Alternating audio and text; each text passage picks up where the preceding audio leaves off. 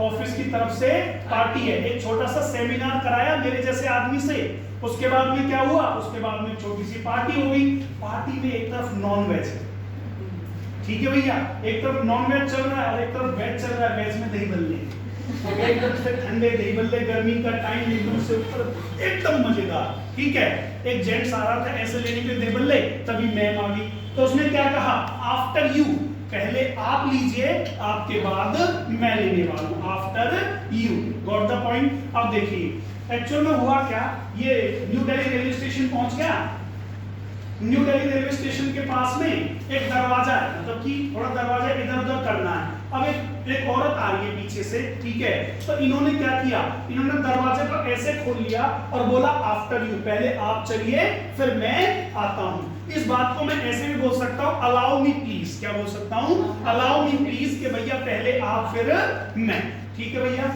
चलिए नेक्स्ट अगली बात कर लेते हैं, अगले वर्ड हमारा क्या लिखा हुआ है, no question of kindness, it would rather please me, no question of kindness, it would rather please me। चलो थोड़ा एग्जांपल, घर के एग्जांपल से समझा देता हूं। अब देखो हुआ क्या कि आज इनके घर पे बहुत स्वाद वाली सब्जी बन गई, ठीक है, इनके घर पे रिलेटिव्स आए हुए, शाही पनीर कर दें, ठीक है, तो शाही पनीर बन गई, वो भी स्वाद, ठीक है। मम्मी ने क्या किया, मम्मी ने आटा लगाया तो बहुत, लेकिन पूरियां, रायता और शाही पनीर, उसके बाद में क्या बाकी क्या रहेगी, हैं, बस जिनको 4 खानी थी उन्होंने 3 प्लस कर दी, ठीक है, 7 हो गई। अब क्या हुआ, अब जो आटा है वो तो निकल गया, 2 पूरियां बची हैं, मम्मी को 2 और चाहिए, तो मम्मी पड़ोस वाली आंटी के पास ही था, आप थोड़ा सा आटा ज्यादा लगाया है क्या, जान पहचान आंटी से, ऐसी बात नहीं है, ठीक है। तो आंटी ने क्या बोला, हाँ कहेंगे ले जाओ, क्या दिक्कत है, ये लो। अरे बोला यार बहुत बहुत धन्यवाद तुम्हारा, तो उन्होंने मम्मी ने क्या जवाब दिया, There is no question of kindness, it would rather please me। इसमें एहसान की बात नहीं है, इससे तो मुझे खुशी मिलेगी। Have you understood? तो इसमें भैया एहसान वाली बात है, no question of kindness, it would rather please me, इससे तो मुझे खुशी मिलेगी। उम्मीद करता हूँ तुम्हें वर्ड समझ में आ गया होगा, आ गया जी समझ में। चलिए नेक्स्ट देखते हैं, please step in and be seated, अरे अंदर आइए और बैठिए, please step in and be seated, कि भैया आइए और अंदर बैठिए। एक्चुअल में है क्या, ये तो बहुत शैतान है, इनके घर पे कोई आया, इन्होंने दरवाजा खोला, इन्होंने क्या बोला कि भैया कौन, बोले कौन कौन कौन हो, तो उन्होंने बताया मैं आपके पापा से मिलने आया हूँ, तो इन्होंने तो डर ये भी बोला अंकल अंदर आओ, खड़े रहो, आए और घर पे चले जाओगे, तो भैया वो मम्मी जानती है उनके, मम्मी भाग के आई, इसको 2 थप्पड़ लगाए, अरे अंकल तो अंदर तो बैठा थे, इन्होंने बोला रुको, मैंने महेश्वर से सीखा है, please step in and be seated, क्या बोला इसने, please step in and be seated, अंदर आइए और बैठिए, अंकल 2 थप्पड़ लगे आगे चक्कर में, please step in and be seated, would you please move a bit, would you please move a bunch, would you please move a bit, would you please move a bunch। अब actual में होता क्या, local train के अंदर seat तो होती है 4 की है, पर कुछ लोग ऐसे बैठते हैं कि महसूस ही ना हो कि 4 की सीट है, पर यार इंडिया है, अब बैठने के लिए जगह तो चाहिए, उनको हमने बोल दिया प्लीज मूव अ बच, हमने क्या बोल दिया, प्लीज मूव अ बच और प्लीज मूव अ बिट, थोड़ा सा उधर हो जाइए, थोड़ा सा उधर हो जाइए। तो आप इसको इंग्लिश में कैसे बोलने वाले, would you please move a bit, would you please move a bit और would you please move a bunch। चलिए आज तक आपने एक वर्ड सुना होगा लेट्स कंप्लीट इट, आपने क्या वर्ड सुना होगा, let's complete it. So now अब आप एक और वर्ड सीख सकते हैं, that is called let's freeze it, let's freeze it. अब ये लड़की क्या है, अब इसने पढ़ाई करी नहीं पूरे साल में क्या है इसके, भैया साइंस वाले चैप्टर में तो क्या कौन सा लगा लूं, चलो लगा लेता हूं मैं, इकोनॉमिक्स का चैप्टर है ना, इकोनॉमिक्स में क्या है 9 यूनिट्स हैं और इसके पास पेपर देने के लिए 9 दिन है। अब इसने क्या कहा, ये चालाक है, इसने वो यूनिट कर रखी है, इसने क्या कहा छोड़ना कल कर लेंगे, इसने कहा let's freeze it right now, इसे अभी खत्म करते हैं, इसे अभी खत्म करते हैं। तुम्हारे जैसे चालाक मैं जानती नहीं हूँ क्या, लेट्स फ्रीज इट, इसको अभी खत्म करते हैं, अभी इसको पूरा कर लेते हैं। एक शो आया था शाहरुख खान का, तो वहां पर क्या था, जो 5वीं पास से तेज में वो कहते थे लेट्स फ्रीज इट, जैसे अमिताभ बच्चन जी बोलते हैं ना लॉक कर दिया जाए, तो उसको क्या बोलते थे, लेट्स फ्रीज इट। तो बेटा लेट्स फ्रीज इट का मतलब होता है चलो इसको खत्म करते हैं, चलो इसको लॉक करते हैं। अभी नेक्स्ट है जी हमारा word it's my pleasure, pleasure is mine, it's my pleasure, pleasure is mine. देखिए जैसे एक्चुअल में हुआ क्या कि अब एक्चुअल में ये बता रहे ललित सर आपको कुछ समझा रहे हैं, आप सभी लोग बैठे हुए हैं, ललित सर ने कुछ समझा दिया, ललित सर समझा रहे थे, उसी बीच में मैं बोल पड़ा कि मैंने कहा मैं समझा देता हूँ अगर तुम बुरा ना मानो तो। मैंने कहा अब इन्होंने क्या बोला, प्लेजर इज माइन, क्या बोला, pleasure is mine, it is my pleasure, pleasure is mine, it is my pleasure. कि भैया इसमें देखो बुरा मानने की तो बात ही नहीं है, ये तो हमारा सौभाग्य है कि आप ऐसा कर दो, pleasure is mine, it's my pleasure. Have you understood the point? कुछ बात समझ में आई या नहीं आई? चलो देखिए एक्चुअल में आपको क्वेश्चन सॉल्व कर रहे हैं और सामने बैठा हुआ बंदा आपको नहीं पता कौन है, आपको बाद में पता चला कि मेरा नाम ये है। अरे आप श्रीधरन सर ने बोला, हाँ बोला सर आप क्वेश्चन सॉल्व करें, तो सर ने बोला मैं कर दूं इसको सॉल्व, तो तुमने क्या बोला, it's my pleasure, it's my pleasure. भैया ये तो मेरा सौभाग्य है कि आप मेरे लिए ये काम करने वाले हो। सॉरी फॉर इनकन्वीनियंस, जो आपको असुविधा है उसके लिए माफी चाहिए। पिछली बार हमारी क्लास थोड़ी सी डिले हो गई थी तो हो गया इनकन्वीनियंस। क्या हो गया, इनकन्वीनियंस। तो हम क्या बोलते हैं, sorry for inconvenience. What do we call, sorry for inconvenience. It's all by misunderstanding. It's all by misunderstanding. Do not misunderstand me. Do not misunderstand me. देखो, it's all by misunderstanding. ये सब हुआ है हमारी मिसअंडरस्टैंडिंग के चलते। अब actual में हुआ क्या, ये बेचारा जा रहा है, ये थोड़ा बड़ा हो गया, तो इसने दिल्ली एयरपोर्ट के ऊपर क्या देखा, दिल्ली एयरपोर्ट पे एक औरत जा रही है, उसका जो पल्लू है वो थोड़ा घिसक रहा है। हमें अच्छा नहीं लगता इंडियंस को कि कुछ चीज गंदी हो जाए। अब इन्होंने कई बार उसको बोला मैम आपका पल्लू देखिए, मैम आपका पल्लू देखिए, ठीक है, उनको समझ नहीं है, इन्होंने जाके क्या किया, पल्लू उठाकर इस तरह से। अब गड़बड़ ये हो गई, मैम जैसे घूमी, मैम तो आप बबूला हो गई, ये पीछे हो गए, समझ गए ये कि मैम तो एक्शन ले सकती हैं। तो मैम क्या लगी, पता नहीं तुम क्या करते हो, तुमसे किसने कहा था, तुम कर क्या रहे हो।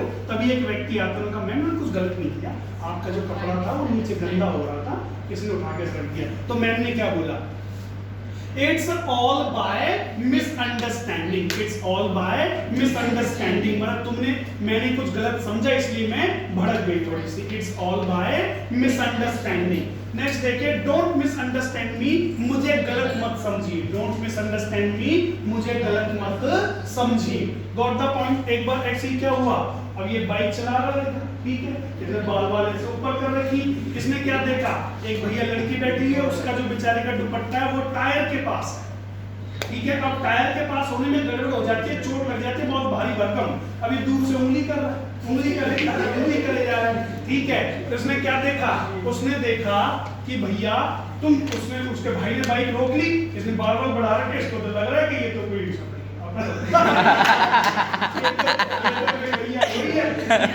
तो हुआ क्या, उसने इसको भैया धमकाना बहुत जबरदस्त तरीके से शुरू कर दिया।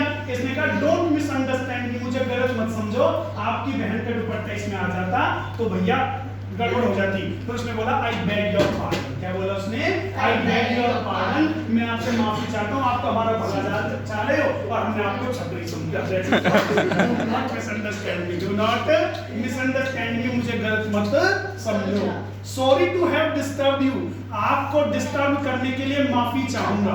Sorry to have disturb you, आपको मुझे माफ करना, क्योंकि भैया मैं क्या कर रहा हूँ, आपको डिस्टर्ब कर रहा हूँ। चलिए अभी मेरे से आगे से निकल गया नजरों के सामने। Sorry to have disturb you, sorry to bother you.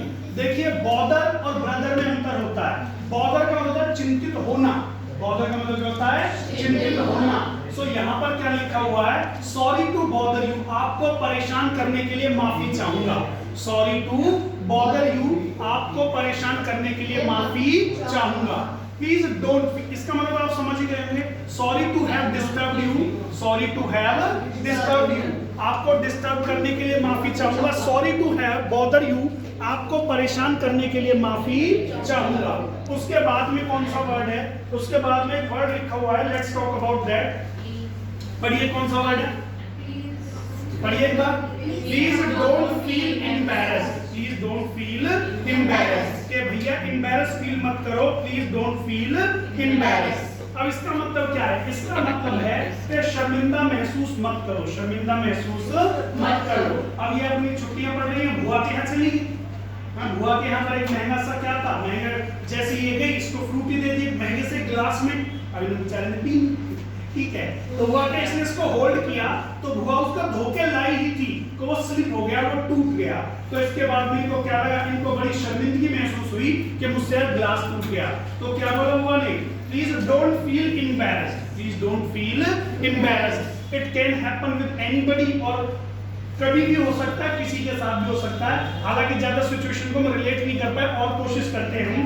Please don't feel embarrassed, यार तुम शर्मिंदा महसूस मत करो, तुम शर्मिंदा महसूस मत करो, please don't feel embarrassed, don't embarrass me, यार मुझे शर्मिंदा मत करो। एक्चुअली में हुआ क्या कि इन्होंने क्या हुआ, हम कहीं पर जा रहे थे, बच्चा मेरे साथ था, तो मैंने क्या कहा, चल यार पानी पी लेती। तो उसके बाद में क्या हुआ, 5 रुपए का उन्होंने पानी दे दिया, तो मैं इसको 5 रुपए अपने हिस्से के निकाल के देने लगा। तो इसने क्या कहा, means don't embarrass me, don't embarrass me, मुझे 5 रुपए देके शर्मिंदा मत करो। तो दोस्तों एम्बैरेस का मतलब क्या होता है, एम्बैरेस का मतलब होता है शर्मिंदा होना या शर्मिंदा करना। May I have your attention please, may I have your attention please, क्या मैं आपका ध्यान इस तरफ खींच सकता हूँ।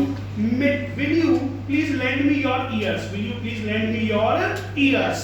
तो मैम कितने ईयर हो गए शादी, 12 हो गए, आपने निकाली भी खूब।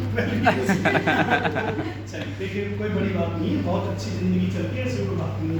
बाकी ये तो झूठ तो चलता रहता संसार में, है ना। चलिए तो जस्ट ट्राई टू अंडरस्टैंड कि 12 इयर्स हो गए, मैम की शादी अभी 3 इयर्स और ऐड हो जाएं, उसके बाद में 15th ऑफ एनिवर्सरी मना रहे हैं अपनी मैरिज की।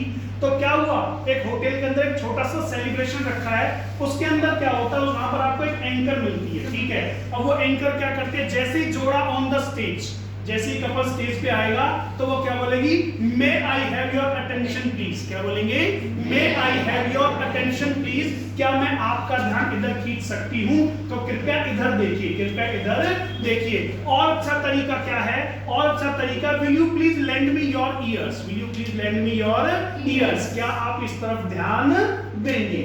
Got the point? तो देखिए बच्चे इस तरह से हम यूज कर सकते हैं, may I have your attention please, will you lend me your ears please.